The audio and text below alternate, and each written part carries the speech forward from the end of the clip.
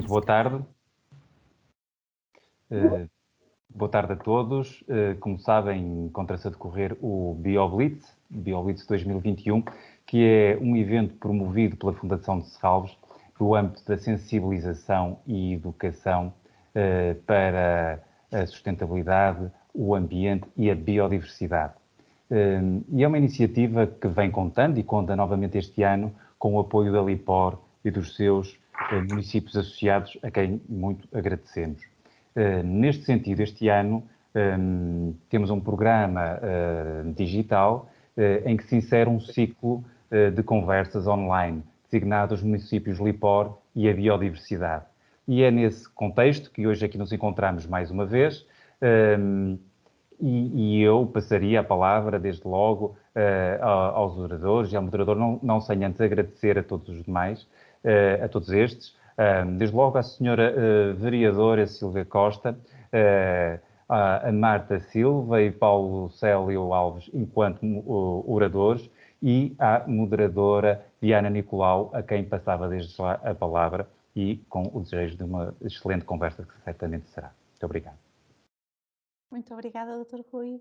Eu se calhar ia só pedir à Marta, que está no formato de apresentação, para deixar a partilha do ecrã, para conseguirmos ter aqui uma visão mais clara de todos nós. Assim sim, muito obrigada. E portanto, antes de mais nada, muito boa tarde a todos os presentes que se juntaram aqui conosco.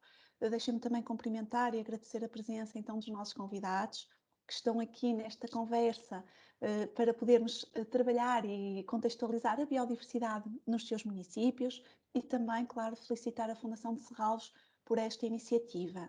Esta é uma iniciativa que enquadra-se, como o Dr. Rui falou mesmo há bocadinho, na 7ª edição do BioBlitz, que é organizada pela Fundação de Serralves em colaboração com a LIPOR. E, portanto, este ciclo de conversas faz parte de um conjunto de iniciativas online que foram projetadas para promover a biodiversidade. E temos vindo a desenvolver, desde segunda-feira, um conjunto de conversas, portanto, iniciamos com o município de Espinho e o município de Gondomar. Depois, na terça-feira, tivemos a conversa com o município da Maia e de Matosinhos. Hoje estamos aqui com os municípios de Porto e da Póvoa de Varzim. E agora, na sexta-feira, dia 4, vamos estar à conversa com os municípios de Valongo e de Vila de Conde. Antes de dar propriamente a palavra aos nossos oradores, permitam também fazer aqui algumas questões e algumas informações mais relacionadas com a parte da própria sessão, da moderação da sessão. Dizer-vos que, como também já é habitual, todos nós já nos habituamos um bocadinho a estes meios digitais, mas dizer que temos na parte da conversa que vocês poderão colocar qualquer questão que queiram fazer aos nossos oradores, pedia só para identificar a quem gostariam de dirigir a vossa questão. E se depois quiserem intervir, há sempre também aqui uma possibilidade de colocar o levantamento da mão e aí sim dar-nos a palavra para poderem expor a vossa questão, a vossa reflexão, o que realmente entenderem por bem. Dizer que este momento de debate está mais reservado para o final da sessão, portanto, por volta das 17 horas vamos fazer este momento de debate e antes disso vamos então fazer este nosso alinhamento para a apresentação da biodiversidade nos municípios. Também só alertar, e todos vocês já que estão aqui conosco já tiveram essa informação por parte da organização, a iniciativa também está a ser gravada e desde já também apresentar essa indicação. Por isso, agora sem mais demoras, a apresentação então dos nossos convidados que estão aqui conosco. Temos conosco a Sra. Vereadora Silvia Costa, que é responsável pelo pelouro político da gestão ambiental do município da Póvoa de Varzim e também aqui num contexto muito agradável de poder ser bióloga de formação e também possuir um mestrado em Biologia e Recursos Genéticos. Portanto, estamos aqui completamente numa temática e numa mesa completamente enquadrada com o tema que estamos aqui hoje à nossa conversa. Depois, também está connosco o professor Paulo Célio Alves, em representação do município de Póvoa de Varzim, com quem colabora com esta temática. O professor é biólogo, é professor associado com agregação do Departamento de Biologia da Faculdade de Ciências da Universidade do Porto, vice-coordenador científico do CIBIO, e o CIBIO é o Centro de Investigação em Biodiversidade e Recursos Genéticos, onde é também investigador responsável do Grupo de Genética e Conservação e Gestão da Fauna Selvagem. Eu estava a apresentar a Marta, não sei se foi este momento em que fiquei perdida. De vocês? Penso que sim. É? Então pronto. Então não deve ter sido por uns breves instantes. Temos então a Marta Silva, como representante do município do Porto. A Marta é licenciada em Biologia, mestre em Ecologia Aplicada. Desde 2002 que exerce funções como técnica superior no Departamento de Planeamento e Gestão Ambiental, Divisão da Gestão Ambiental da Câmara Municipal do Porto, desenvolvendo funções de assessoria técnica, de apoio à decisão em várias áreas relacionadas com o ambiente. Foi responsável pelo desenvolvimento de conteúdos técnicos e científicos, de suporte ao Programa de Educação Ambiental e também a coordenação dos Centros de Educação Ambiental do município. Atualmente, coordena a área da biodiversidade. E, portanto, esta é realmente aquela parte mais morosa, mas a parte mais divertida, mais animada, vem agora já de seguida. E, portanto, Senhora Vereadora Sílvia Costa, eu passava-lhe a palavra a si. Obrigada pela participação de todos. Muito obrigada a todos. Estão a ouvir-me? Conseguem-me ouvir bem? Muito bem. Sim. Em primeiro lugar, saudar Serralves por mais uma edição do BioBlitz. Naturalmente é um evento que se destaca no plano educativo de Serralves e que tem uma abrangência muito, muito alargada e um impacto muito positivo falo, por exemplo, das nossas escolas de concelho que regularmente participam neste evento. Naturalmente também saudar o facto de terem tido a capacidade de se readaptar e ajustar-se agora aos condicionalismos atuais e, portanto, esta nova versão, um misto entre o presencial e o online, para conseguirem chegar a todos e manterem vivo este espírito BioBlitz. Muito parabéns pelo terem conseguido. Naturalmente também saudar a Lipor por mais um ano se estar a associar a este evento e também por esta iniciativa de colocar os municípios aqui a falarem da biodiversidade, que de facto é uma das preocupações diárias na gestão da cidade. Nos espaços protegidos e nas áreas protegidas existem instrumentos legais que definem áreas e territórios para que possa ser possível a conservação e a preservação das espécies. Numa cidade o desafio é maior, porque efetivamente temos que fazer coexistir a cidade em si, todas as dinâmicas e todo o desenvolvimento da cidade, mas ao mesmo tempo garantir a preservação da biodiversidade e nunca tanto como hoje fez sentido esta palavra da sustentabilidade, portanto garantir que estes interesses, que é possível conciliar estes interesses e ao mesmo tempo assegurar o desenvolvimento da cidade.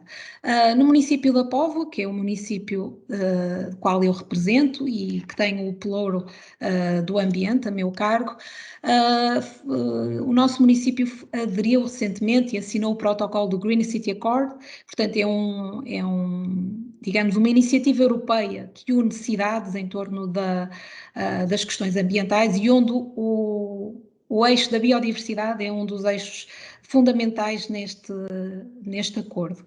De facto, nós estamos bastante comprometidos com este tema. E por isso mesmo decidimos, ainda em 2018, estabelecer um protocolo de cooperação com o Centro de Investigação em Biodiversidade e Recursos Genéticos, o CIBIO, para nos ajudar e para nos assessorar, digamos assim, nesta matéria da biodiversidade.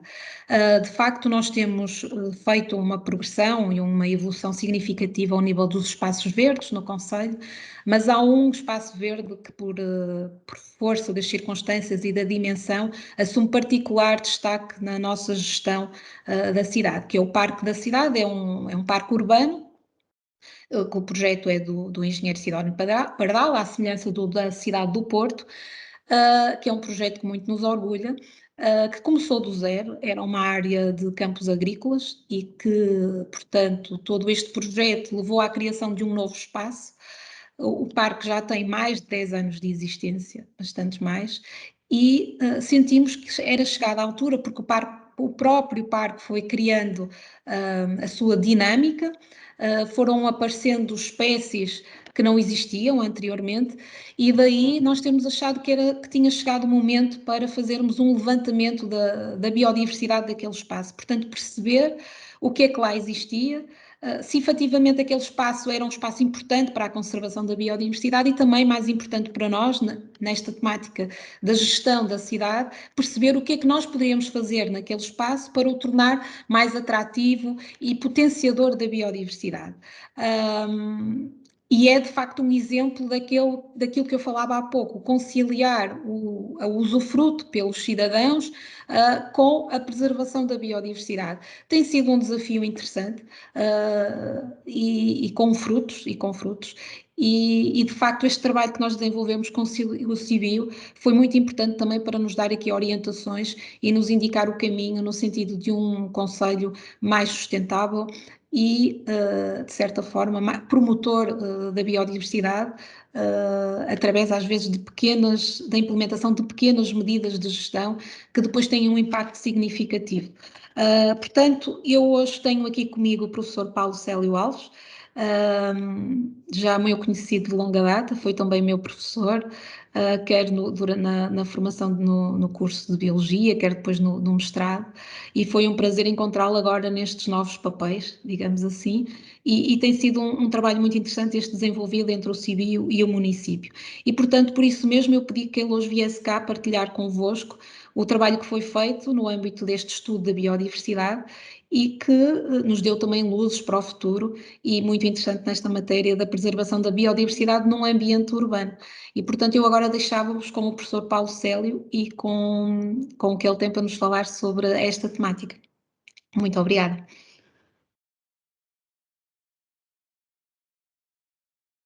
Muito obrigado.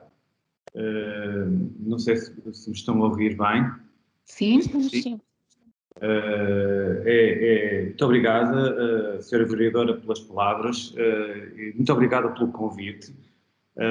Creio que, como conseguem perceber, que para mim é uma honra, é um orgulho associar-me a uma iniciativa como esta, por várias razões. Primeiro, porque se trata de uma iniciativa para celebrar a biodiversidade, que é o BioBlitz, que é, no fundo, um festival da biodiversidade.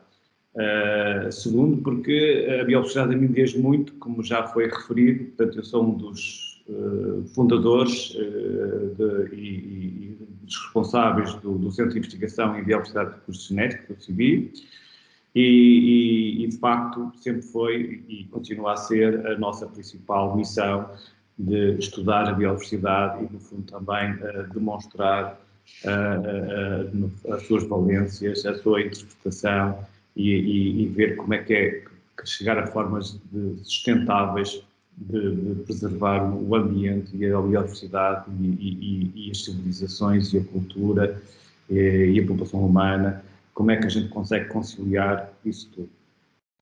Terceiro, porque o BioBlitz, esta iniciativa BioBlitz também me diz muito, porque eu estive, no fundo, na criação deste evento em Serralves, porque fiz parte da equipa em Serralves que trabalhou durante muitos anos em estreita colaboração com Serralves e com a sua equipa, portanto, e de facto é pena nós estarmos online, mas se vocês recordam do festival que era, as milhares de pessoas, as famílias a andarem pelo Jardim de Serralves, a ver os insetos, os anfíbios, os ratinhos, os morcegos, as aves, era de facto algo fascinante, que as pessoas começaram a perceber que aquela palavra biodiversidade, no fundo, significa algo que está muito próximo de todas as pessoas. E, no fundo, tem sido isso que nós também temos tentado demonstrar, e foi isso que nós tivemos convite da Câmara Municipal de Póvoa de Varzim, tivemos a fazer recentemente. E é o que eu vou, no fundo, mostrar hoje, que serve um pouco de mote para a discussão, é o trabalho que nós fizemos nos últimos 2 anos, neste parque da cidade, e eu vou pedir para passar então os slides. Não sei se a Marta consegue pôr o slide, por favor. Muito bem, pode passar para o segundo slide, por favor. Portanto, o objetivo deste trabalho foi de conhecer a fauna, a flora e os hábitats deste parque, porque só assim é que a gente depois consegue, depois de entender, depois de conhecer o que lá existe, é que consegue fazer um planeamento adequado. Portanto, no fundo, essa identificação permitiu depois, está a permitir identificar limitações e permitir também sugestão de medidas de gestão. Pode passar o seguinte, por favor? Portanto, formámos uma equipa alargada, porquê? Porque é uma equipa que teve que ser multidisciplinar, porque a biodiversidade tem essa particularidade, a biodiversidade é a diversidade das espécies, mas as espécies, e não só, também da parte dos hábitats, da parte dos ecossistemas, da paisagem, e dentro das espécies nós temos a fauna e a flora, e dentro da fauna temos as aves, os répteis, os anfíbios, os pequenos mamíferos, os mamíferos de médio porte, os invertebrados, as plantas, as bariófitas e por aí fora. Portanto, tivemos que formar grupos, portanto, variados, grupos de especialistas variados. Seguinte, por favor. Que envolveu mais de 25 especialistas, alguns professores, como eu, mas acima de tudo investigadores, doutorados, técnicos especializados e estudantes de pós-graduação, estudantes de mestrado e de doutoramento, e no fundo 4 entidades que são as entidades que têm trabalhado no fundo connosco, que nós pertencemos, a Faculdade de Ciências, do CIVI, mas também uma associação, que é uma associação portuguesa de herpetologia. Seguinte, por favor. Portanto, o parque da cidade, tanto da Póvoa de Varzim, tem uma situação interessante, está na Póvoa, mas está, no fundo, entre 2 áreas protegidas. A área protegida natural, portanto, do Parque Natural Norte, que é uma área protegida na zona de Esposende, mas também de uma área protegida de âmbito regional, que é o litoral de Vila do Conde e a reserva ornitológica, como vocês sabem, foi das primeiras reservas ornitológicas na Europa, portanto, e já tem mais de 50 anos. Portanto, está aqui numa zona interessante, num contínuo costeiro, que representa ainda um ecossistema dunar, que tem características interessantes. Seguinte, por favor. Portanto, a primeira coisa que a gente fez foi pedir aos nossos colegas de georreferenciação, que trabalham na Faculdade de Ciências e Sistemas de Informação Geográfica, que fizeram um levantamento muito exaustivo, topográfico, em que foram recolhidas quase 900 fotografias aéreas, através de um voo drone, que permitiu ter uma resolução muito fina, cerca de 2,5 centímetros no terreno, que nos permitiu depois fazer uma construção digital para nós percebermos e fazermos a leitura dos diferentes padrões, quer topográficos, quer de vegetação. Seguinte, por favor. Portanto, isto é uma das representações, vocês conseguem perceber o detalhe com que nós conseguimos obter a cartografia. Seguinte, por favor. E depois, então, começamos a agrupar e a dividir, a organizar a forma como nós fomos fazer a inventariação. Da flora, tivemos a ver a flora propriamente dita, as plantas, mas também ver a vegetação, as associações de vegetação, os hábitats, porque há os hábitats que estão categorizados e é importante também, portanto, inventariar, mas demos particular também a um pequeno grupo que são os musgos, as briófitas, que são pouco conhecidas, mas são muito bons indicadores da qualidade do ambiente. Na fauna, há os invertebrados, que são em geral os menos conhecidos, mas são os mais numerosos, e os vertebrados, dentro dos vertebrados, todos os grupos, exceto os peixes, que foi o único grupo que nós estudamos com atenção. Seguinte, por favor. Portanto, na flora, fizemos uma prospeção exaustiva, procurando nos diferentes hábitats, identificação dos grupos, das espécies, identificação dos hábitats protegidos, darmos atenção especial àqueles que eram protegidos ao livro de diretivas europeias, como é a Diretiva da Habitat. Nas briófitas também tivemos a ver as tipologias e os seus mesohabitats e típicos desta brioflora. Elas ocupam também zonas pequenas, e daí que podem ver nestas figuras o detalhe que tiveram de algumas colegas que andaram a ver quase de lupa, ou mesmo de lupa, a ver as briófitas, a ver os muros, porque é isso que é importante, e depois eu gostava aqui de discutir, é que a biodiversidade está em todo lado e pode estar em 1 metro quadrado, e esse metro quadrado pode ser um muro antigo, um muro rústico, pode estar cheio de briófitas e invertebrados, e é isso que no fundo nós queremos ver, esse detalhe, que é para depois também explicar às pessoas até onde vai a biodiversidade. Seguinte, por favor. Nos invertebrados demos muita atenção, fizemos 10 amostragens, 10 pontos de amostragem, em transetos, portanto, de maio a outubro fizemos amostragens para identificar espécies, quer no local, quando fosse possível, quer no laboratório, quando não fosse possível, fosse necessário meios auxiliares, nomeadamente lupas e assim. Fizemos também amostragens noturnas, principalmente para borboletas noturnas e insetos mais com atividade noturna. Seguinte, por favor. Nos vertebrados, nos répteis, percursos ao longo também do tempo, porque as espécies, como vocês sabem, são sazonais, de maio a novembro, também para os anfíbios, basicamente registros de observação, mas também de informação existente até em grupos de Facebook, ou informação que existe publicada, ou mesmo de que fosse relatada por conhecimento de pessoas que frequentam esta área. Seguinte, por favor.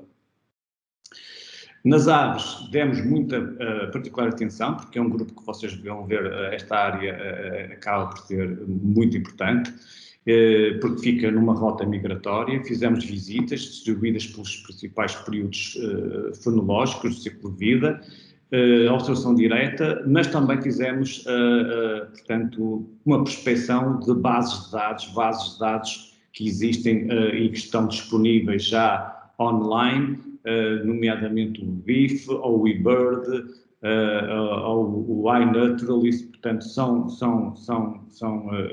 plataformas que contêm muita informação, portanto, e nós permitiram-nos acumular.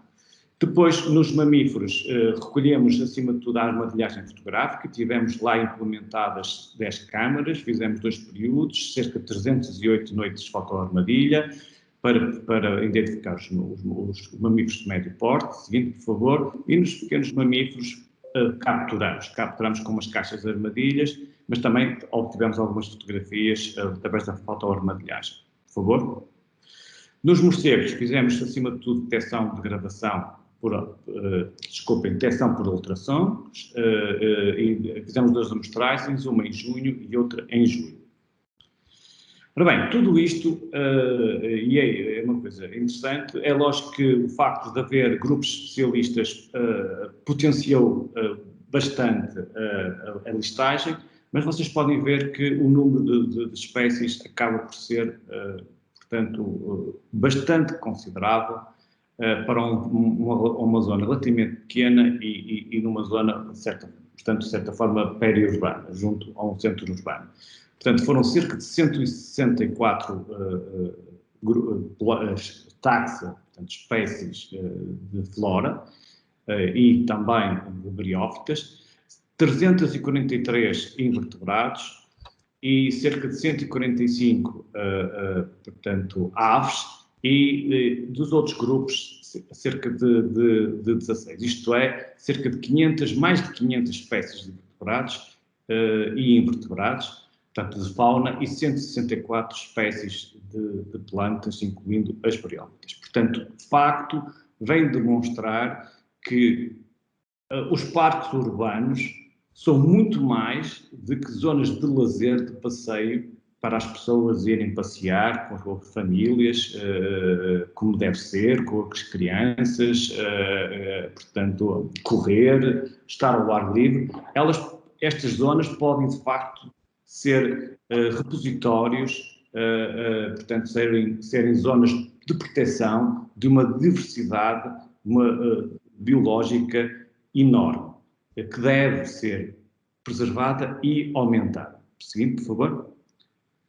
Portanto, o que também gostava de referir para terminar é que nem tudo são boas notícias, porque bastantes destas espécies, principalmente nas plantas, cerca de 30% são não nativas, portanto 67% eram nativos, mas quer isto dizer que temos mais de 30% de espécies que são ou cultivadas ou exóticas, ou algumas mesmo invasoras, e isto é um problema. E também gostava de realçar a elevada taxa de briófitas, portanto cerca de 38 grupos de briófitas de 18 famílias diferentes. Seguinte, por favor.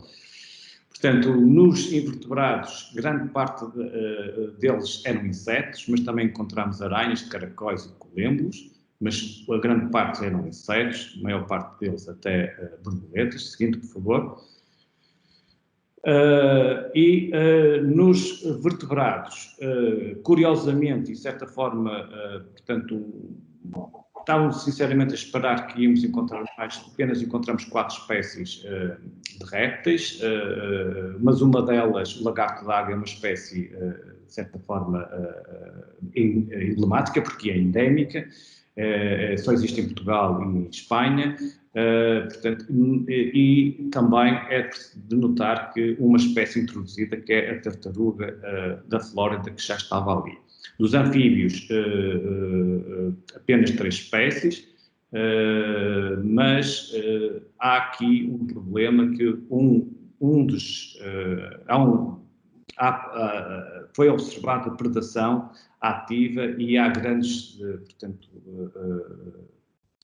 lagostins, um grande número de lagostins que pode estar a inviabilizar a questão dos anfíbios, mas seja como for, foram detectadas 3 espécies de anfíbios. Seguinte, por favor. Nas aves, 74 espécies foram observadas diretamente por nossa equipa, cerca de 71 de aves, portanto, da base de dados, e houve espécies, digamos, interessantes, como o sinal pequeno dos caniços, ou o garçote, que são aves relativamente, que são aqui nas imagens, que são aves relativamente raras e que foram observadas nesta zona. Mas é uma zona, como vocês podem ver, portanto, há mais de 140 espécies de aves que se podem observar nesta zona, que é muito relevante. Dos mamíferos de médio porte, observou-se raposa, lontra, doninha e coelho. E, de facto, a lontra foi uma situação muito interessante. Há um casal de lontras que é comum, é bastante comum observar-se, e há muitos relatos muito interessantes que as pessoas mesmo já vão ao parque para ver a lontra. Há um casal de lontras ali, também há coelhos e portanto, que também é uma espécie que neste momento até é ameaçada a nível internacional. Seguinte, por favor.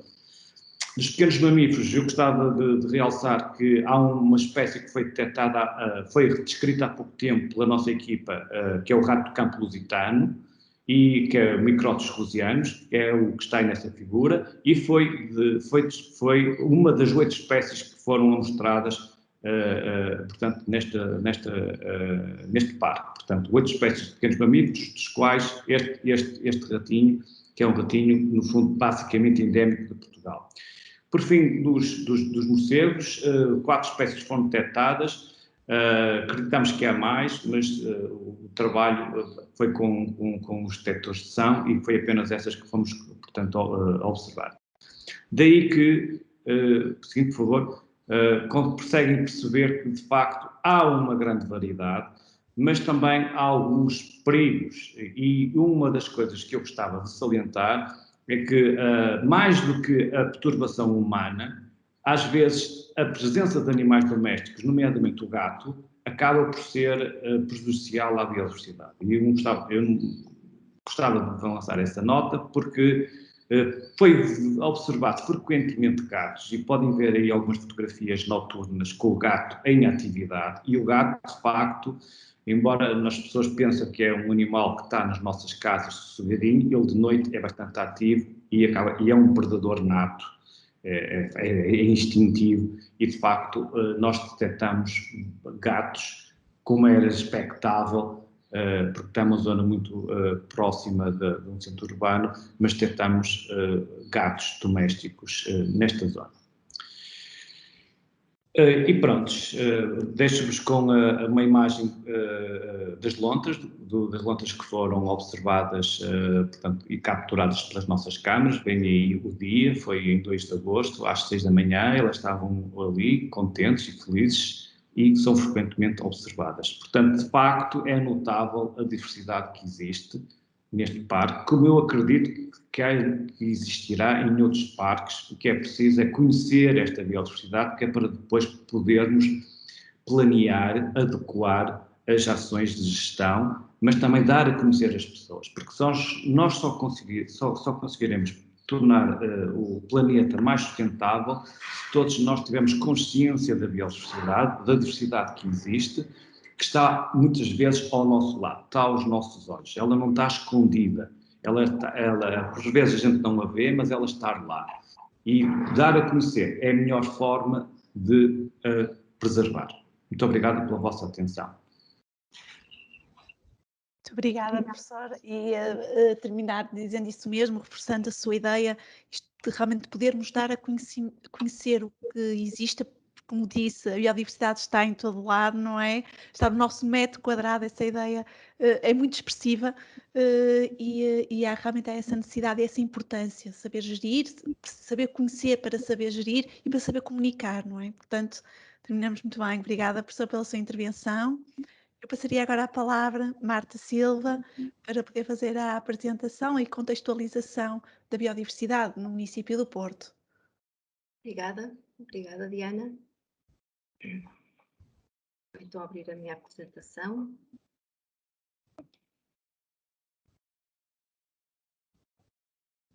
Já conseguimos ver, já está a mudar o ecrã. Eu ainda não estou a conseguir, o meu computador está um bocadinho mais... Pronto, também já estou a começar a ver. Ok.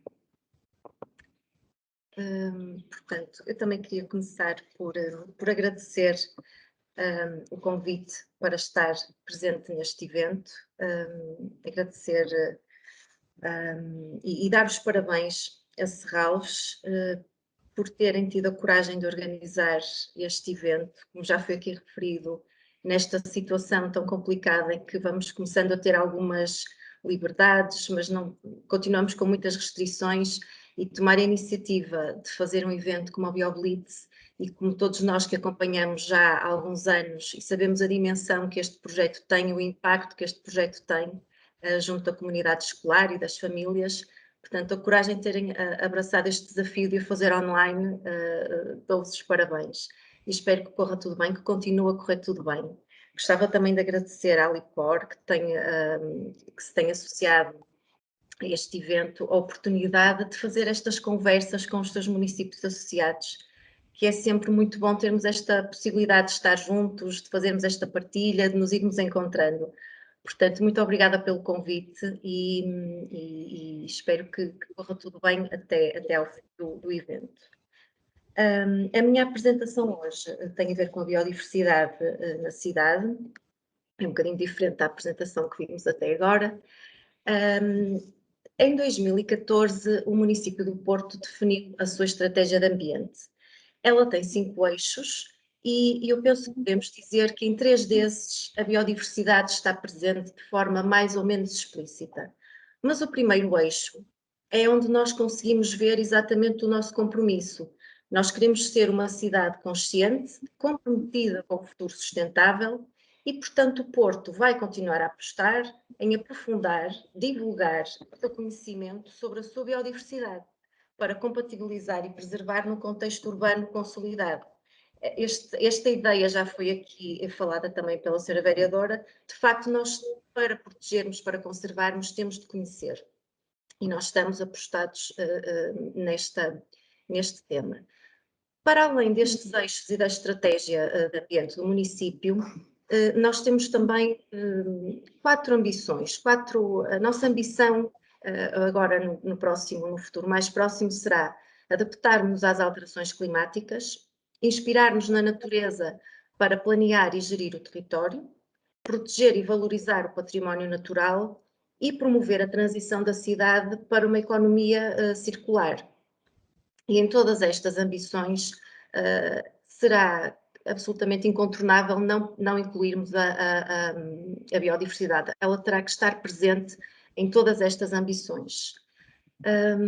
De facto, nós já temos em curso uma série de projetos no município. Todos eles vão dando resposta a estas ambições, quer seja nos planos de adaptação às alterações climáticas, quer seja com a gestão de linhas de água, quer seja agora na revisão do PDM. Nós temos aqui uma série de projetos que visam precisamente conhecer e melhorar e aumentar a infraestrutura verde e a biodiversidade na cidade. Porque estamos a falar hoje aqui num BioBlitz, cujo objetivo é precisamente esse, conhecer e divulgar biodiversidade, eu escolhi falarmos aqui de 2 projetos, explicar-vos um bocadinho mais 2 projetos, que têm também esse objetivo, de divulgar e de conhecer a biodiversidade. Um deles é o FAN Porto, e depois falarei de um programa virtual de educação ambiental que é bastante recente, tem 1 ano, e falar-vos um bocadinho do contexto em que ele aconteceu. O FAN Porto são as nossas florestas urbanas nativas, e de facto este projeto pretende promover o conhecimento e permitir a expansão das florestas urbanas no Porto. Bem, é claro que o Porto, nós não temos área florestal, mas temos que manter e aumentar a nossa infraestrutura verde, porque sem ela não há biodiversidade. Portanto, as nossas florestas urbanas são todos os bocadinhos que estão livres e que nós queremos preservar e que queremos melhorar a sua qualidade e a sua qualidade verde. Portanto, esta iniciativa é do município e, no fundo, é uma aplicação prática do projeto futuro das 100.000 árvores na área metropolitana do Porto, adaptada à realidade do Porto, porque, de facto, não tendo floresta, não tendo área florestal, temos ainda assim algumas áreas para melhorar e para melhorar. Portanto, fazemos este projeto com o apoio da equipa do CRE, que está também a desenvolver o projeto futuro das cidades. No Porto, este FAN, estas florestas urbanas nativas, este projeto é constituído por 5 subprojetos, se lhe quisermos chamar. Eu vou começar por aquele que será um bocadinho mais a base e o que presta mais serviços. Temos o nosso viveiro de árvores e arbustos autóctones. Este viveiro pretende fornecer plantas nativas para o projeto futuro das 100 árvores, que vão permitir a recuperação de zonas florestais da área metropolitana, mas também vai servir à área do Porto, através de 2 projetos que fazem parte do FAN, que já vos vou falar a seguir, que é a rede de biospots, e se tem um jardim, temos uma árvore para si. Este viveiro do futuro, funciona nas instalações do viveiro municipal.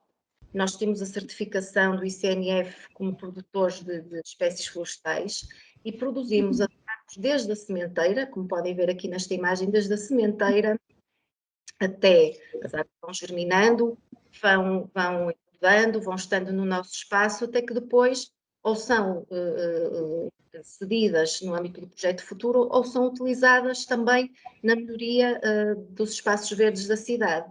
Este projeto iniciou-se em 2014 e desde essa altura já foram produzidos, portanto, semeados, germinados, nascidos, criados no viveiro do futuro, 76.000 árvores e arbustos, 35 espécies nativas, 9 delas espécies raras.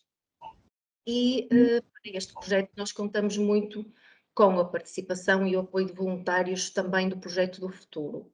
Uma das ambições deste viveiro, nós já conseguimos reproduzir 9 espécies que são raras, mas uma das nossas ambições é contribuir, continuar a investigar e a experimentar e ter a possibilidade de continuar a reproduzir espécies que sejam raras e que possam depois promover um reforço destas espécies, a recuperação destas espécies no meio natural. Portanto, estamos a falar de espécies raras a nível do norte do país. Será uma dos próximos passos neste projeto de viveiro de árvores e arbustos autóctones.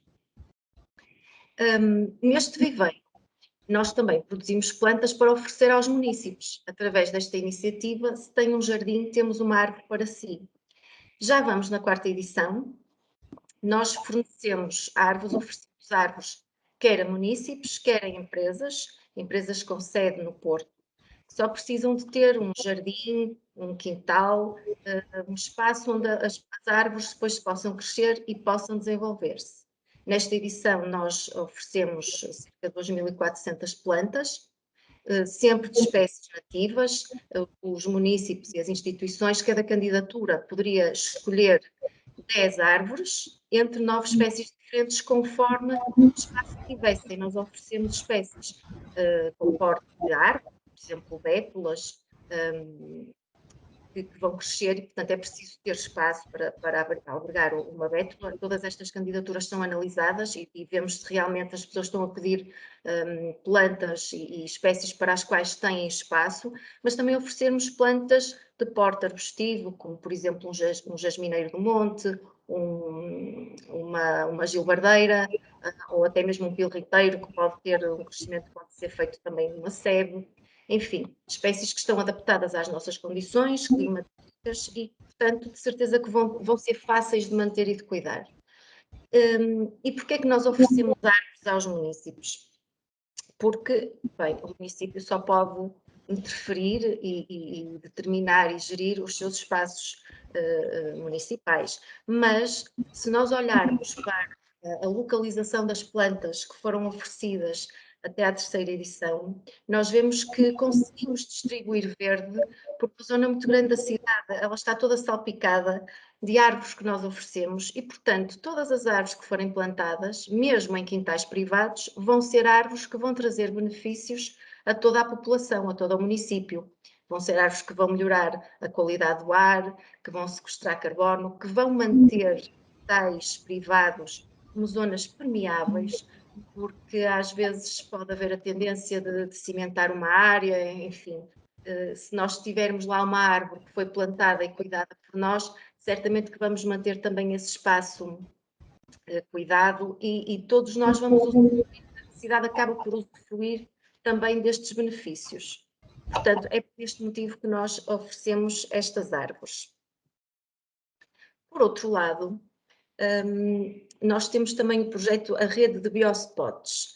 Não contentes em oferecer árvores aos munícipes, achamos que havia também espaço que não estava a ser bem aproveitado na cidade e nós queremos criar uma infraestrutura verde consistente, uma infraestrutura verde que permita depois a vinda da restante biodiversidade, uma infraestrutura verde que permita o sequestro de carbono, que nos faça ir de encontrar as metas de adaptação às alterações climáticas, enfim. E onde é que nós conseguimos encontrar mais espaço, então, para plantar árvores? Nos nós da via de cintura interna, por exemplo. Estes são os nossos biospots. Nós, neste momento, estamos a intervir em nós da via de cintura interna em Francos, no Freixo, no Regado, em Paranhos, na Areia e no Falcão. No total de áreas intervencionadas serão 17 hectares, portanto será uma área significativa e nestes 17 hectares nós prevemos instalar e manter cerca de 10.000 árvores e arbustos, predominantemente nativos, que vão ter também um efeito de amenização da paisagem. Portanto, os nós das vias rápidas também não são assim sítios muito agradáveis, a via de cintura interna está ali no meio da cidade, é uma ótima oportunidade de nós melhorarmos a qualidade destes locais. É claro que as árvores vão captar poluentes, as árvores vão captar dióxido de carbono. Prevemos também que a instalação de árvores nestes locais possam diminuir o custo de gestão. Se tivermos lá árvores, provavelmente a invasão por exóticas será um bocadinho menor, portanto será mais fácil gerir. Enfim, só temos vantagens em ocupar estes espaços com árvores que nos dão serviços tão valiosos para toda a cidade. Este projeto tinha que ter, obviamente, a parceria das infraestruturas de Portugal.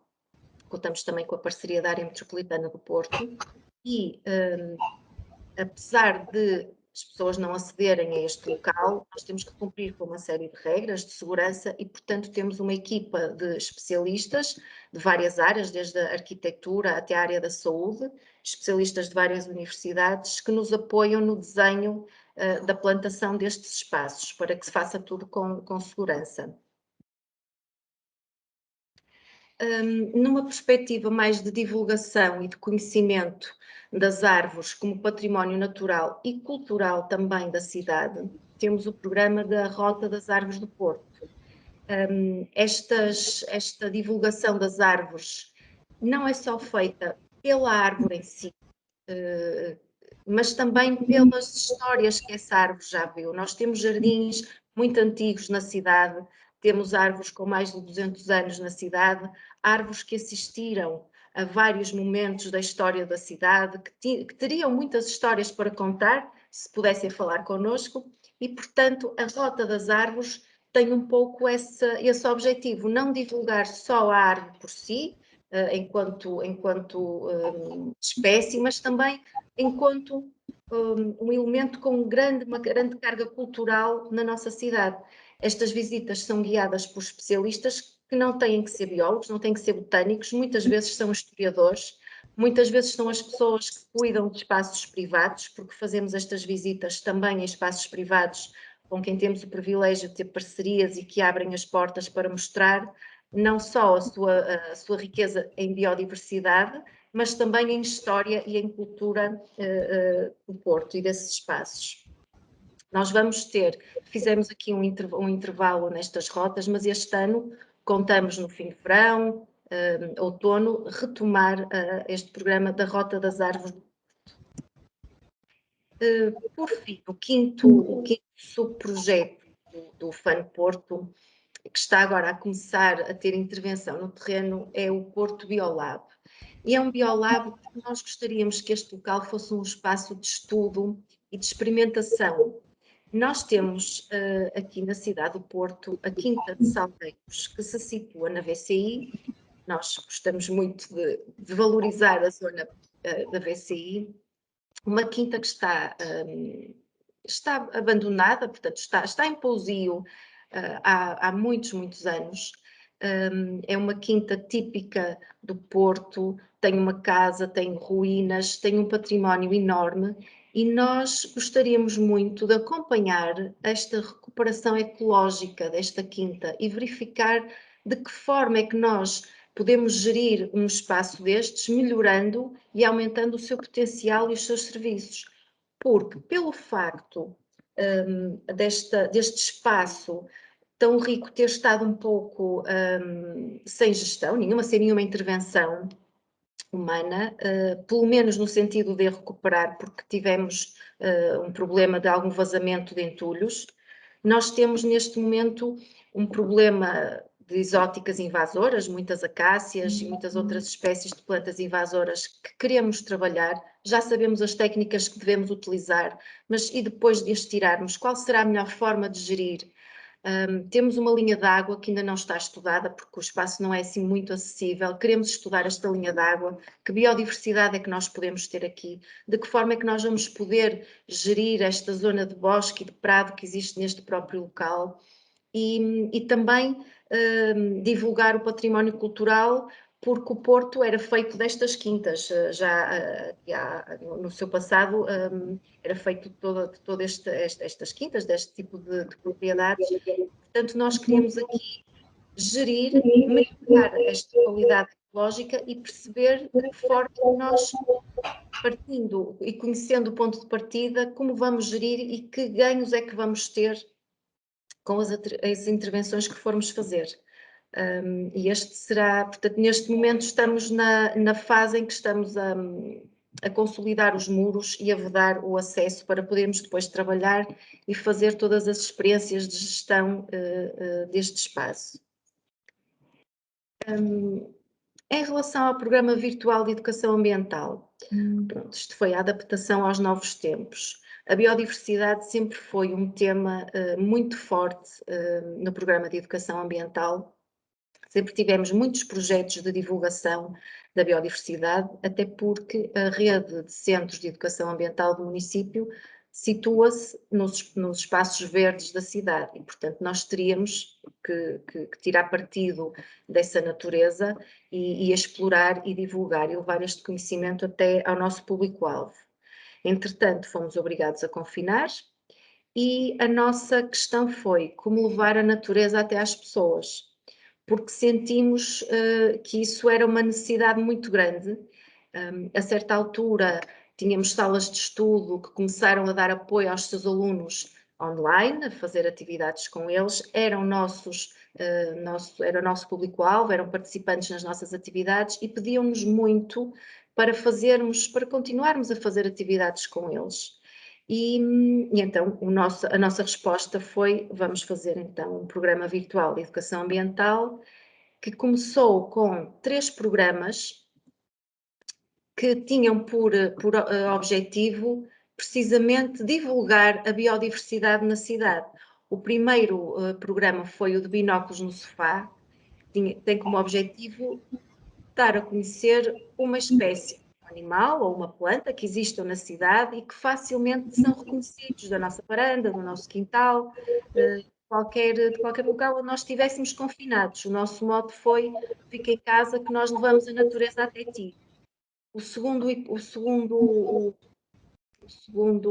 tema, o segundo conjunto de episódios, o segundo programa, era a palavra que me estava a faltar, é o Biodiversidade em Casa, em que também percebemos que as pessoas estavam a precisar de trazer um bocadinho da natureza, nem que fosse para cultivar qualquer coisa numa floreira, pôr um pé de alface, ter umas plantas.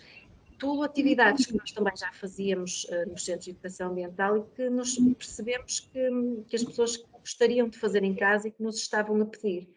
Portanto, estes foram os 2 primeiros programas, juntamente com as histórias com ambiente dentro, que estivemos durante o confinamento.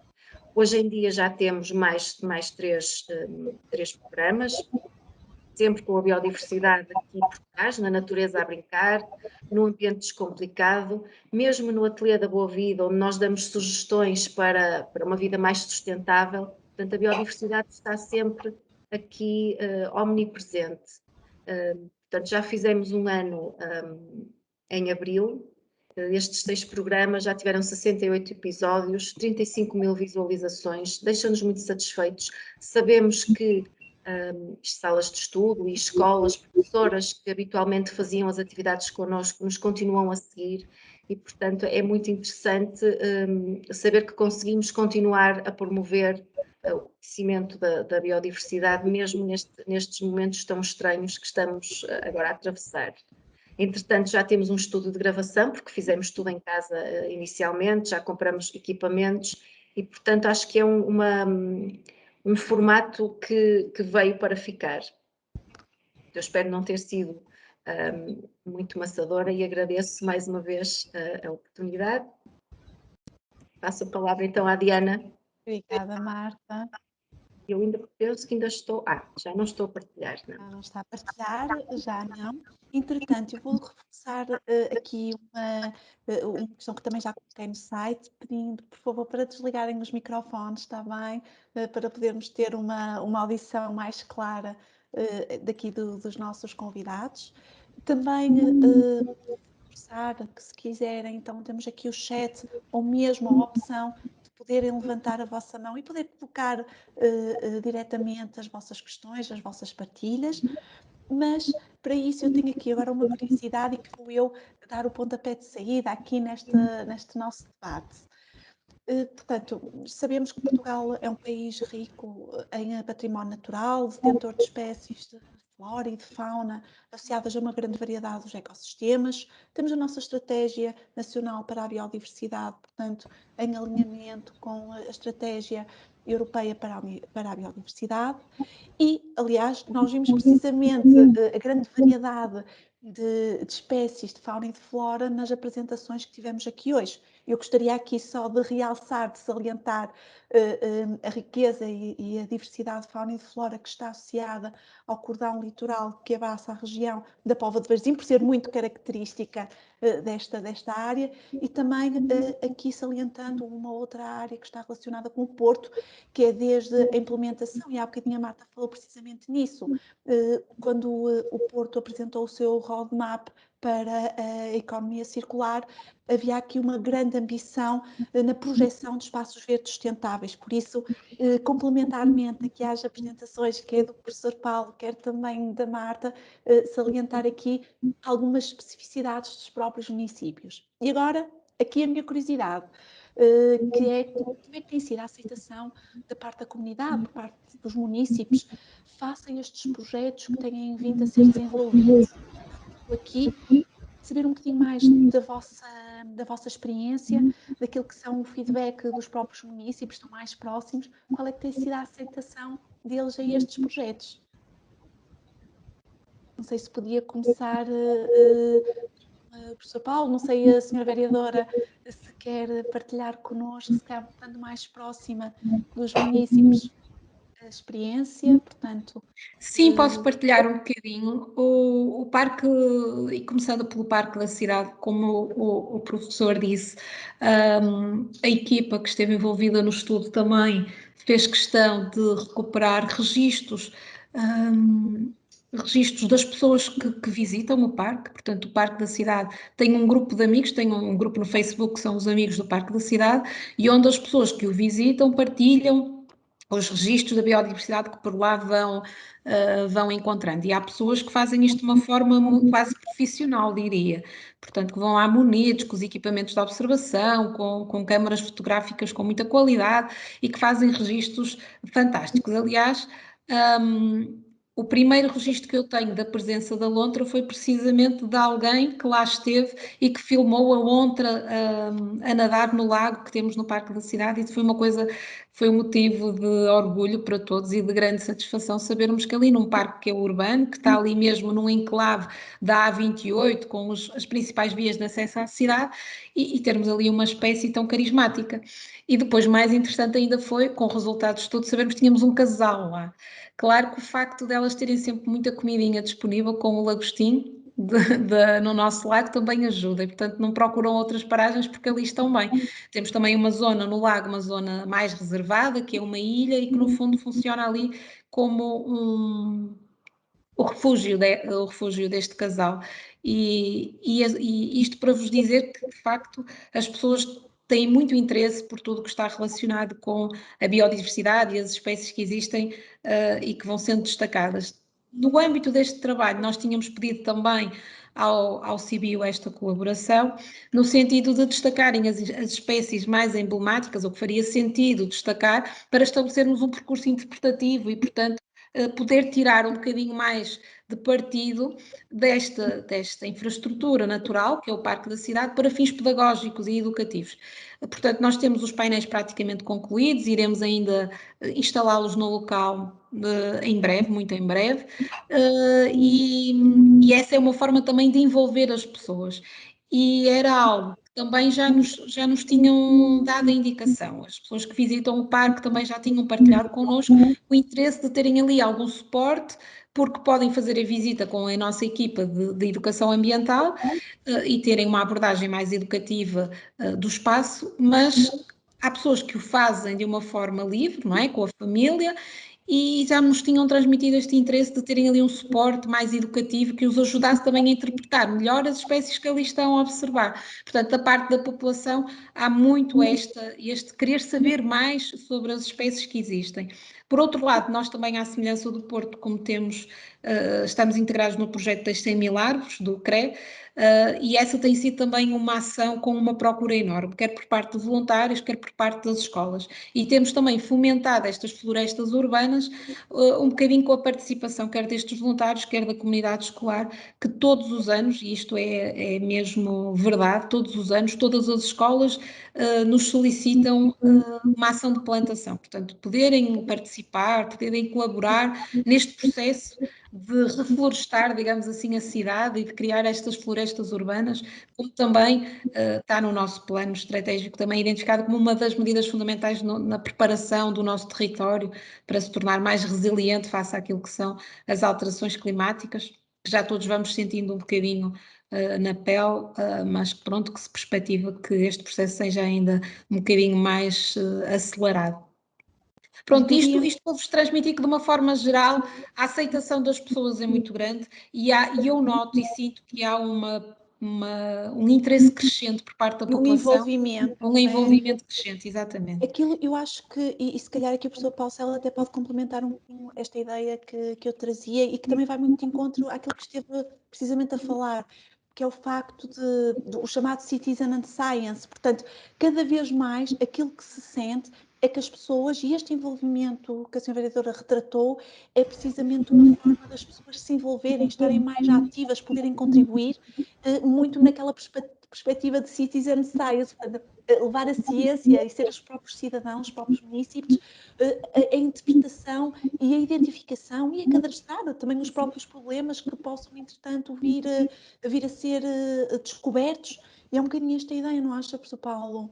Sim, e eu acrescentava o seguinte, é que, vamos ver, para a maioria das pessoas, por exemplo, quando eu falo em aves, as pessoas veem, sei lá, os pardais e começam, as aves são todas iguais, são todas cinzentas, são todas pequeninas, e se nós não levarmos, ensinarmos às pessoas a dizer, não, olha, um pardal é assim, tem esta forma, um pisco peito ruivo tem o peito ruivo, mas também há o chapim, e no chapim há várias espécies de chapim, há carriça, há trepadeira, há duas trepadeiras, há uma trepadeira que sobe sempre à árvore e a outra que desce sempre à árvore. Isso, como se as pessoas começarem a perceber que, de facto, não existe só uma espécie de ave, mas existem dezenas de espécies de aves, como existem dezenas de espécies de borboletas,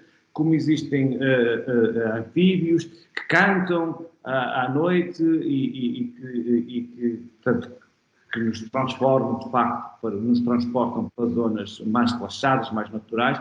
As pessoas começam a ganhar um carinho especial. E é isso que, de facto, se começa a verificar, que há muitas pessoas que vão para estes parques, não só para estarem fora de casa, estarem ao ar livre, fazer os seus esportes ao ar livre, mas também para descobrir essa diversidade biológica. De repente, aqui as pessoas, as pessoas deixam de chamar bicho, aqui está o bicho, aqui está o passarinho, para poder reconhecê-lo, não é? E as pessoas têm que deixar de chamar bicho para começar a chamar o nome da espécie, ou pelo menos próximo da espécie. Agora, o que está a mudar, mas a gente tem ainda que mudar mais, é o paradigma, é a forma como nós vemos os parques, porque um parque ainda mas é menos, é visto como uma zona relevada, relvinha, toda bem cortada, e aí sim é um parque bem tratado. E isto pode ter este aspecto visual de ser um parque bem tratado, porque está arrumadinho, a relva está toda cortada, com o mesmo nível, as plantas estão todas novinhas e a crescer. Mas não é isso que nós queremos ver de todo para a biodiversidade, não é verdade? Isso acredito que seja agradável para a visão de algumas pessoas, mas é tudo o que a biodiversidade não quer. Porque a biodiversidade não consegue subsistir nestas zonas padronizadas, nestes campos relevados, tipos de campos de futebol. Precisamos de encontrar refúgios, portanto precisamos ter troncos, precisamos ter espaços. Mas agora, o que a gente tem verificado é que há pequenas ações que podem transformar isto tudo sem sequer custos. Por exemplo, o corte da relva pode ser faseado, pode não ser homogéneo, haver zonas mesmo em que o corte permita o ciclo das plantas, isto é, que as plantas que deem as flores e depois têm as sementes, mas as flores, entretanto, atraíram insetos e os insetos atraíram as aves que são insetívoras e os morcegos e tal, portanto, permita que a biodiversidade, que o ecossistema comece a funcionar. Deixarem as árvores crescer, as árvores têm que ser antigas. Eu acho muito bem que o Porto esteja a fazer um inventário das árvores, mas as árvores antigas são aquelas que de longe têm maior biodiversidade. No Porto ainda há, por exemplo, muitos sobreiros que deviam ser considerados quase património natural, porque são árvores já com dezenas ou centenas de anos. Se a árvore cai, é deixar lá o tronco, é deixar a decomposição. E isso, porquê? Porque isso vai fomentar também a diversidade. Isto é, há pequenas coisas que podem fomentar. Por exemplo, e já agora, se me permite, a Marta, uma coisa que eu no outro dia vi no Porto, eu não sei se tem conhecimento, mas naquele muro perto do Parque de Cristal, aquele muro que está virado para a Faculdade de Paulo-Iquas, aquele muro, tem aquela rua, aquele muro tem lá uma colónia de andorinhões, que é talvez seja das maiores colónias de andorinhões que existe, assim, e está ali. Eu no outro dia fui lá a umas provas e vi os andorinhões, e estava com um colega e tal. Agora, de facto, poucas pessoas reparam que tem ali andorinhões. Mas nós não devíamos era andar a tapar os buracos, porque pensávamos que os buracos, o muro está a cair, tem que ter cuidado, mas se taparmos aqueles buracos, estamos a matar aquela colónia de andorinhões. Os andorinhões são aves extraordinárias, são aves que vale a pena demonstrar às pessoas. Existem uma colónia no Porto e lá está, são destas pequenas coisas que, de facto, nós só conhecendo é que depois podemos preservar e dar a conhecer. Porque era muito interessante, por exemplo, perceber e as pessoas perceberem sequer, porque os andorinhões são aquelas aves que andam sempre a voar muito lá em cima e basicamente ninguém as consegue observar, e ali está um ponto de observação de andorinhões extraordinário. E pronto, isto é só um pequeno exemplo de que a biodiversidade, no fundo, está em muito lado. As espécies são mais resilientes que a gente acha. Por exemplo, os anfíbios. Eu acredito que nos jardins do Porto, nos jardins históricos do Porto, existem ainda muitos anfíbios, como tenho a certeza, e a gente já verificou isso, que na zona da Póvoa do Varzim nós vamos encontrar muitas espécies, mais anfíbios que a gente encontrou, quando, por exemplo, a Póvoa estender o seu parque para áreas que junto a uma ribeira que lá tem, porque as espécies vão lá estar, e se não estiverem, nós vamos conseguir atrair essas espécies. Vamos ter aqui diferentes habitats, não é? Portanto, temos o habitat terrestre, temos o habitat aquático e conseguimos aqui criar uma maior conjugação, claro que sim. Tem que dizer também esta tal educação às pessoas, é que esta biodiversidade, estes parques, ora bem, sem perturbar a visitação, temos que os tornar compatíveis, tentar conciliar a biodiversidade com a usufruição do... Exatamente, com o próprio lazer, precisamente. Isso é possível e cada vez há mais conhecimento e digo, portanto, nós, felizmente, eu tenho aprendido muito nisto. Porquê? Porque eu tenho trabalhado muito perto com os colegas da arquitetura paisagista. Portanto, que eles, no fundo, desenham os parques. E eu tenho aprendido com eles, mas obviamente que eles também têm aprendido muito connosco, biólogos, porque nós dizemos, desenham os parques, mas atenção, é preciso deixar, por exemplo, o ciclo da vegetação. E há tantas coisas que se podem fazer. Olha, eu peço desculpa, mas eu só vou-vos dizer mais um, que no fundo não tem a ver com os parques, mas tem a ver com a gestão das bermas das estradas. Ora bem, há um certo medo, e eu compreendo, que as bermas das estradas têm que estar limpas por causa dos incêndios e essas coisas todas, mas não há incêndios enquanto há verdura. Portanto, se me disserem que a partir de agora, quando elas começam a ficar todas secas, aí pode haver incêndios, mas até agora não há perigo nenhum de incêndio. Portanto, daí que não era necessário andar a cortar a vegetação das bermas das estradas. Porque as bermas das estradas têm muita vegetação, mas também podem ter lá muitos insetos e há espécies que até se adaptam bem, papoilas e assim, que nós basicamente quase ninguém vê papoilas, e as papoilas, se fossem uma berma da estrada bem tratada, podíamos ter papoilas. Eu acho que era muito agradável, por exemplo, a A28 e ver papoilas do outro lado. Eu adoro fazer a A28 quando vejo os malmequeres todos amarelos. Quer dizer, eu acho que as pessoas iam gostar disso. Onde é que eu quero chegar? Há pequenas ações que, de facto, podem transformar a paisagem e fazer projetar a biodiversidade. Para terminar, só queria dizer mais uma coisa.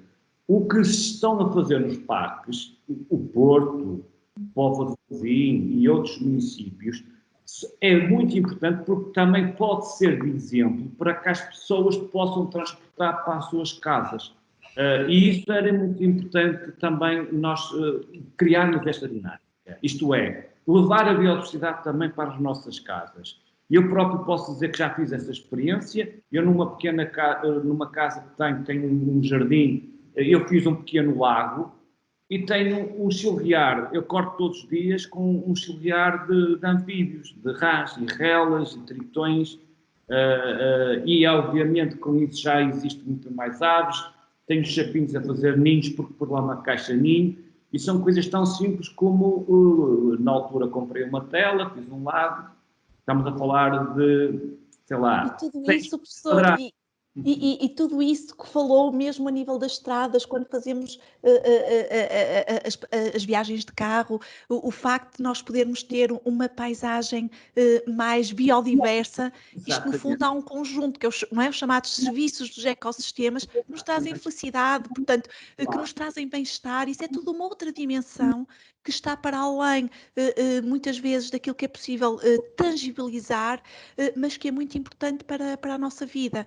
E aqui o professor conseguiu reunir, e aqui para quem nos está a ouvir, muito a transmitir esta ideia. Portanto, há muito para além daquilo que é o que nós vemos, que é toda esta dimensão do bem-estar. Há bocadinho a Marta até falava, associando toda esta área cultural também, por isso há aqui um conjunto de serviços que os ecossistemas nos prestam, que são fundamentais para nós, para a nossa vida.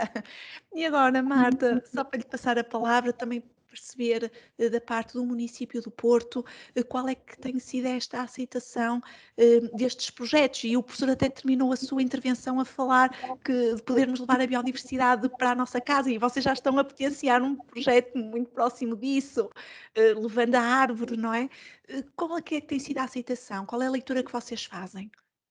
Em termos destes programas de educação ambiental, em termos deste programa em que oferecemos as árvores para os municípios levarem para as suas casas, de facto a aceitação é muito grande.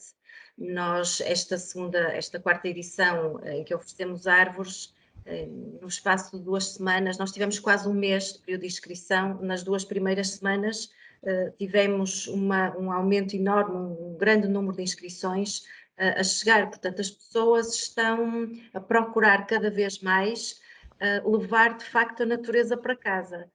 E se calhar mesmo sem saberem disso, elas estão muito ávidas do contacto com a natureza, porque elas querem ir aos parques e se calhar o professor Paulo falou aqui numa questão muito, muito importante para os municípios, que é manter este equilíbrio entre ter uma zona verde que tem que ter o usufruto da população e manter condições que propiciem o desenvolvimento da biodiversidade. Não é muito fácil. Nós temos muitos pedidos para muitas atividades, nomeadamente no Parque da Cidade.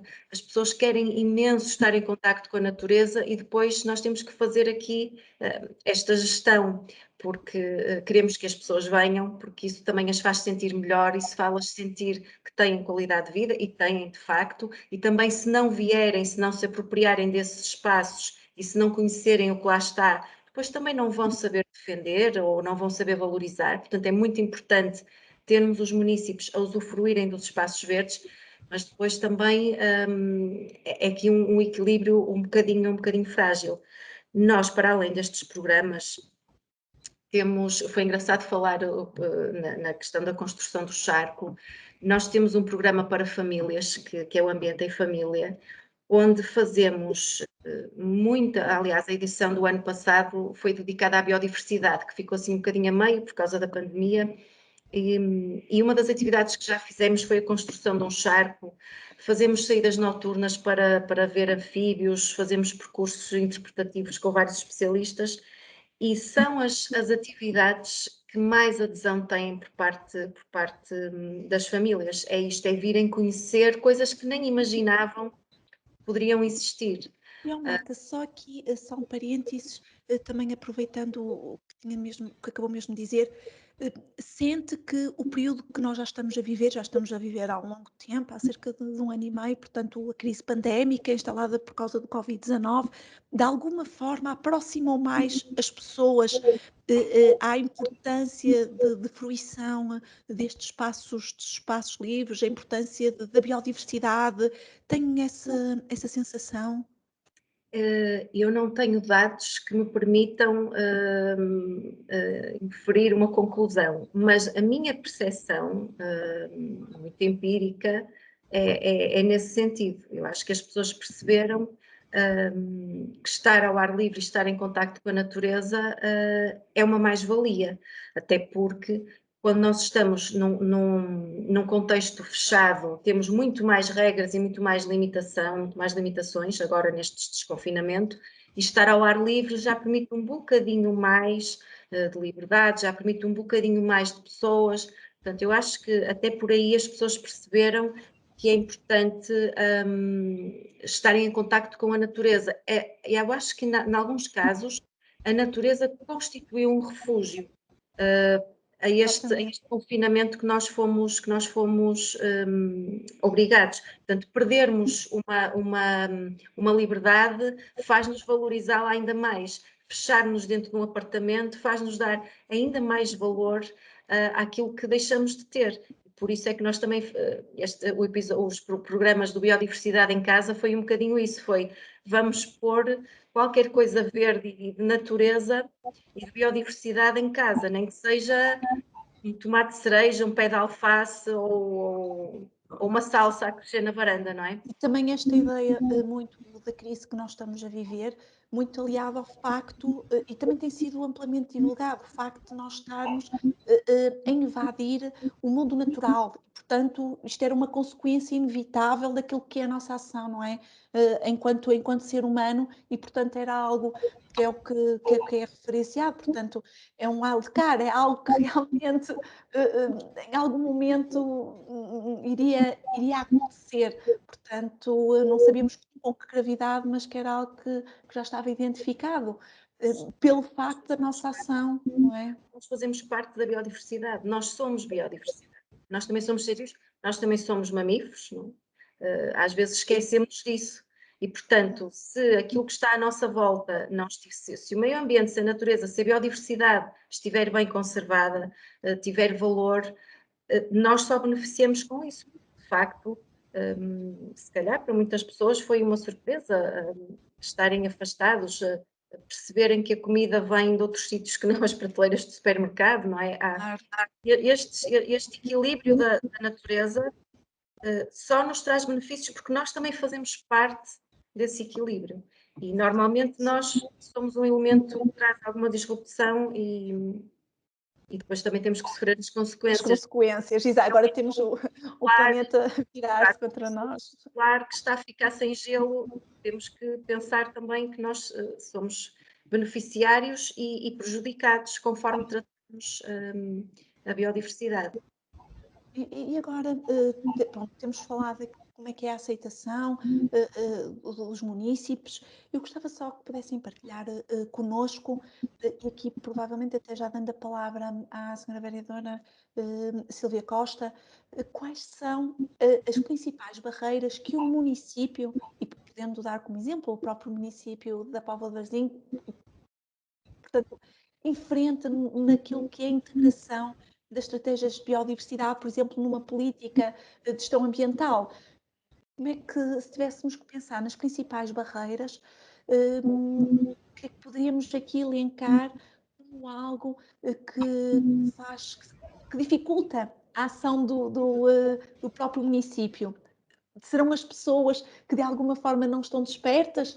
Alguma franja, não é, de população que não está tão desperta para estas questões e de repente opõem-se a determinadas árvores, não é? Portanto, termos árvores, portanto as árvores largam folhas, se forem árvores caducas, não é? Portanto, há necessidade de limpeza, pronto, algo que realmente possa partilhar connosco e que seja uma barreira para a integração numa estratégia de biodiversidade do nível municipal.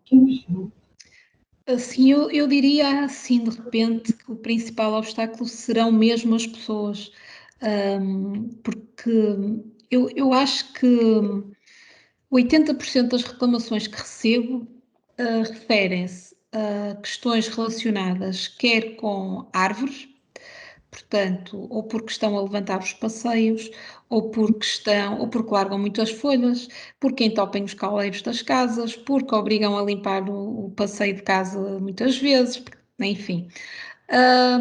Depois, são fundamentalmente relativas a árvores e a ervas, portanto, porque as ervas crescem, porque nós temos a cidade descuidada, quando nós pretendemos que elas floresçam e depois, então, cortarmos, não é? Permitir que elas Precisamente fiquem aquela ali. ideia que o professor Paulo Celso estava a falar, o facto Isso mesmo, de nós isso mesmo. estarmos mais próximos de uma renaturalização e para isso temos que ter territórios Temos que mais caminhar próximos, nesse não é? sentido. E temos feito um trabalho nessa matéria de educar as pessoas e de as fazerem perceber que as folhas não são lixo, não é? Que são matéria orgânica, que têm valor e que não devem ser interpretadas como lixo e que as árvores têm um papel fundamental e não servem só para dar sombra.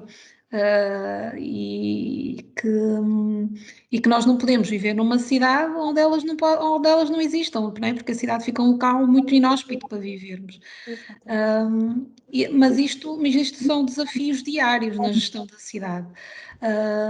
E que relativamente à questão da biodiversidade tem precisamente a ver com isso, fundamentalmente com as questões levantadas pela ocorrência, pela existência das árvores no espaço urbano. Naturalmente que a gestão das árvores e do património arbóreo da cidade não pode ser feita como se de um espaço natural se tratasse, não é? Portanto, nós temos que fazer coexistir as pessoas e as árvores, daí que nós tentamos minimizar a realização de podas, mas há sítios em que temos que as fazer, podas de condução, porque foram árvores que se calhar no passado foram mal escolhidas para a área disponível, mas agora temos que tentar equilibrar e fazer com que as coisas possam existir em simultâneo. Mas temos a outra realidade que estava logo do início a partilhar connosco, que era o facto de encontrando uma lontra já faz parte do património de todos, é um bocadinho de todos nós, portanto a lontra será um bocadinho de todos os municípios, já assim isso não é mesmo, esta dualidade. Mas há esta dualidade, mas as pessoas verem a lontra no parque da cidade acham o máximo e gostam muito, mas se a lontra existisse num ribeiro ao pé de casa, se calhar a abordagem não seria a mesma, não sei. Mas acho que ainda temos aqui um trabalho longo a fazer de sensibilização ambiental. Temos também agora uma gestão muito complicada com as gaivotas, o Porto também está integrado neste projeto, que é um projeto para o controle das populações de gaivotas, que de facto as gaivotas deixaram já o ambiente tipicamente costeiro, as praias, a água, não é? O plano de água, e já invadiram as cidades. E tem impactos significativos, não é? E, portanto, nós recebemos aqui, também temos os dois lados. Ora, recebemos aqui a dizer que nós temos que as matar e que temos que são uma praga e que portanto, temos que desaparecer com as gaivotas, mas também temos pessoas que, quando encontram uma gaivota com uma asa partida, ativam todos os meios, a ambulância animal, tudo para socorrer a gaivota. Portanto, também temos as duas frações aqui na nossa comunidade. Mas esse, por exemplo, o caso das gaivotas é uma outra espécie que as pessoas que temos assim conflitos diários, não é? Porque a existência desta espécie no ambiente urbano tem impactos significativos. Temos também um espaço fantástico, é um oásis dentro da cidade, eu diria, mas que por ter um coberto arbóreo numa praça fechada e protegida, ter um coberto arbóreo significativo é muito procurado por muitas espécies de aves. Assim, bandos de árvores, de uma coisa brutal, ao final do dia as árvores são invadidas por estes bandos. E depois temos as reclamações das pessoas que sujam os carros, que fazem muito barulho, que as árvores têm que ser podadas para desaparecer aquela folhagem toda, porque nós fazemos mal o nosso trabalho, não sabemos fazer podas em condições.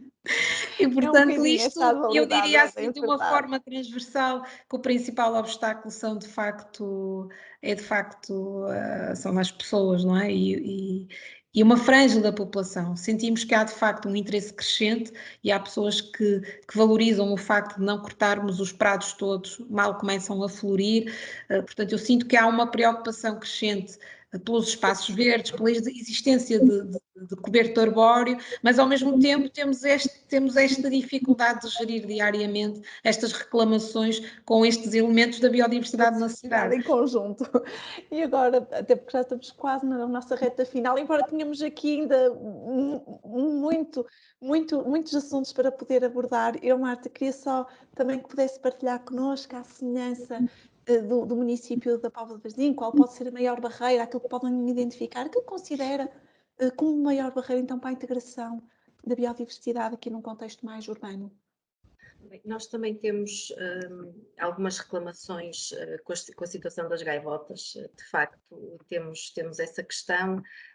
Neste momento, portanto, a parte que faz a gestão dos espaços verdes não é o meu departamento. Eu não tenho bem a sensibilidade se as reclamações continuam a chegar em relação às podas, em relação aos conflitos das árvores com o edificado. Eu penso que provavelmente se mantém. Nós temos sempre o cuidado de informar no site quando é que vão ser feitas as podas, porque é que as podas vão ser feitas, e como disse a senhora vereadora, há sempre as duas questões. Há as pessoas que querem deitar logo abaixo as árvores todas, sobretudo agora nesta altura que saem os algodões dos choucos e que as pessoas pensam que causam alergias, portanto também tentar desmistificar um bocadinho que não será bem assim. Temos essa dificuldade. É um processo muito longo, a educação ambiental é um processo muito longo, nunca poderemos baixar os braços, estar sempre a insistir, e penso que essa dificuldade é gerir. Como se diz, como é que é? Água mole em pedra dura, tanto dá que, não é? Que vamos avançando. Nós temos que receber as reclamações, temos que dar resposta e informar e tentar informar e educar os municípios, porque não podemos estar a pautar a cidade por estas reclamações, porque há reclamações que não fazem sentido nenhum, nós temos que aceitar, temos que lhes dar uma resposta, mas não temos necessariamente que lhes dar razão. Enfim, eu acho que vamos caminhando no sentido de ir melhorando esta relação da cidade com a biodiversidade.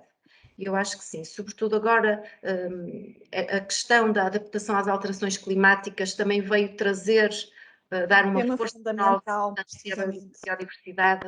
Isto veio dar um reforço muito grande. Temos que tentar tirar alguma coisa positiva de uma questão que não é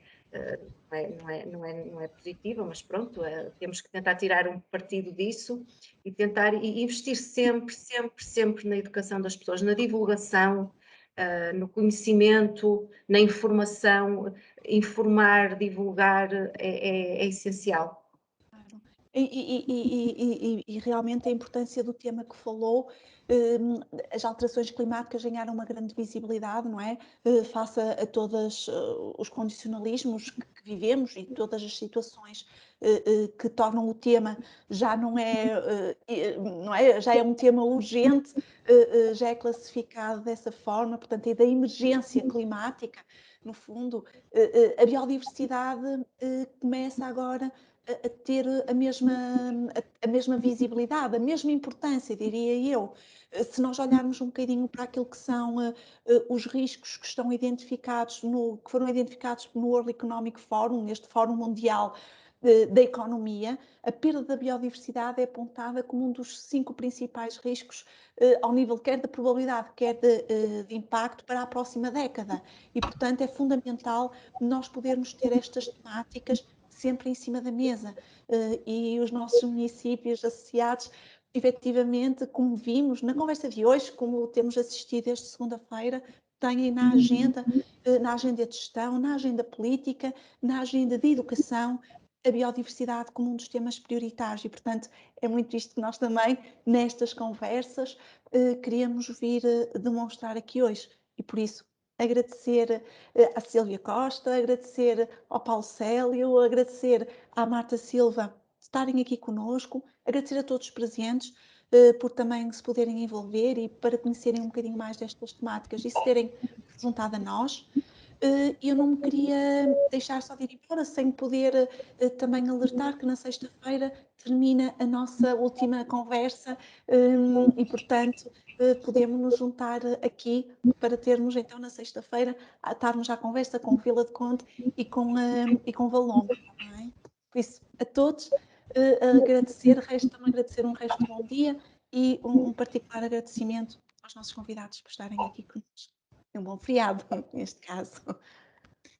Muito obrigada. Adeus, até à próxima. Obrigada pelo convite. Muito obrigada.